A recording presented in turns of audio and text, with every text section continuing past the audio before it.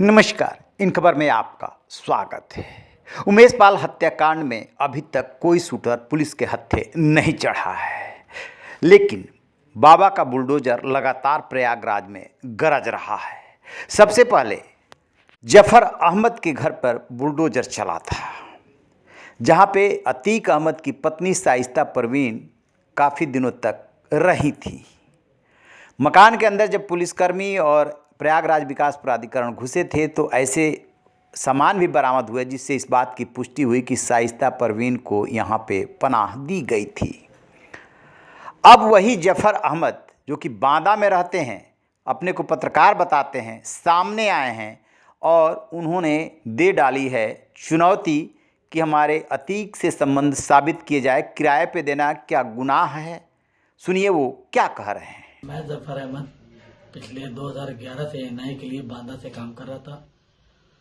आपको इस वीडियो के माध्यम से इस बात को स्पष्ट करना चाहता हूं कि मैंने अभी 2021 में कसारी मसारी में 297 बटा 205 में एक मकान लिया था, जो इसके अपने बेनोई खान सौलत हनीफ एडवोकेट के माध्यम से वो मकान मुझको बैनामा कराया गया था। इसके बाद कुछ समय के बाद खान सौलत हनीफ ने मेरा ही मकान शाइस्ता परवीन को किराए पे देने के लिए मुझसे कहा, तो जिसके कारण मैंने उनसे कुछ नहीं कहा। उन्होंने कहा कि इस पर क्या तुमको भी किराया मिलता रहेगा 20,000 रुपये, और वो थोड़ा बहुत मेंटेन करा लेंगे, जो किराए में अपना वो बराबर कर लेंगे। अगर किसी को किराए पे देना अपराध है तो मुझे नहीं लगता कि बहुत से ऐसे मकान होंगे जो किराए पे ही उठते हैं। उस बात की मुझको कोई जानकारी भी नहीं, ना ही मैं इलाहाबाद जाता आता हूँ। कभी कभार महीने में एक बार गया, अपने बहन के घर तक गया, वापस आ गया।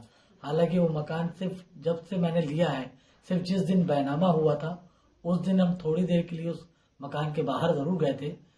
उसके बाद उसी टाइम हम वापस चले आए थे। उसके बाद से आज तक वो मकान हम न गए हैं न देखा है।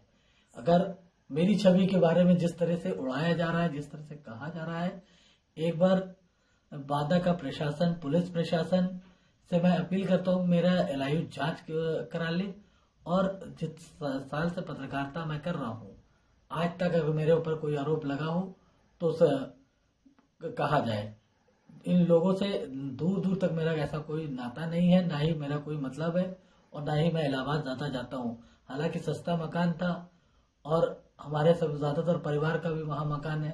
उन्होंने कहा कि तुम भी ले आके ले लो, तो किसी तरह हम लोगों ने पैसा जुड़ा करके दिया। वो भी आधा पैसा अपने बहनोई के कर्जदार भी हूँ, नहीं दे सका, लेकिन उसके बाद भी बिना कोई नोटिस दिए और उनके साथ हमारा नाम जोड़ करके मेरे मकान को ढहा दिया गया।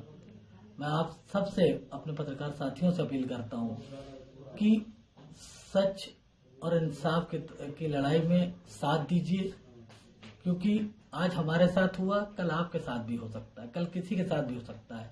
अगर किराए पे देना इतना गुनाह है, क्योंकि जिस वक्त ये किराए पे दिया गया शायद शाइस्ता परवीन के नाम कोई मुकदमा नहीं था भाई उस वक्त, और ना ही इस मकान से जब तक हमने कोई ज्यादा लेना देना रखा, क्योंकि हम चाबी मेरे बहनोई और कागज भी मेरे बहनोई के पास। सुना आपने, वो साफ साफ बता रहे हैं कि बांदा में रहते हैं। प्रयागराज के इस मकान में वो कभी कभार आते हैं, जब रजिस्ट्री हुई थी तब आए थे।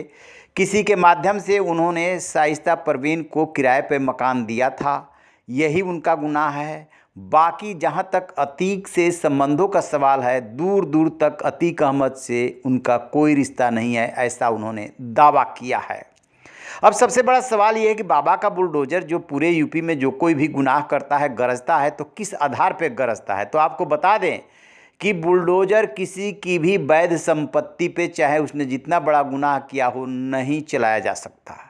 जहाँ कहीं अवैध निर्माण होता है उसी अवैध निर्माण को गिराया जाता है, ये संदेश देने के लिए कि ये क्राइम करेंगे तो ऐसी कार्रवाई भी होगी। अब इनके मकान में क्या अवैध निर्माण था, क्या नक्शा पास कराया गया था? कि बहुत सारे ऐसे मकान बने हैं जो नक्शे के विपरीत बने हैं या जिनका नक्शा पास ही नहीं हुआ है। तो ये तो खैर जब मामला अदालत में जाएगा तब पता चलेगा कि कितना पोर्शन वैध था, कितना अवैध था। बहरहाल जफर अहमद का कहना है कि यदि किराए पे उन्होंने मकान दिया है तो बहुत सारे लोगों ने किराए पे मकान दिया है, उसमें से अपराधी भी हो सकते हैं, माफिया भी हो सकते हैं, तो क्या सबके खिलाफ कार्रवाई होगी? मेरा गुनाह क्या है, वो ये सवाल पूछ रहे हैं। या इस शूट आउट से, इस हत्याकांड से उनका क्या कनेक्शन है, ये भी साथ में वो सवाल दाग रहे हैं। रहिए ना बेखबर, देखते रहिए इन खबर। Thank you.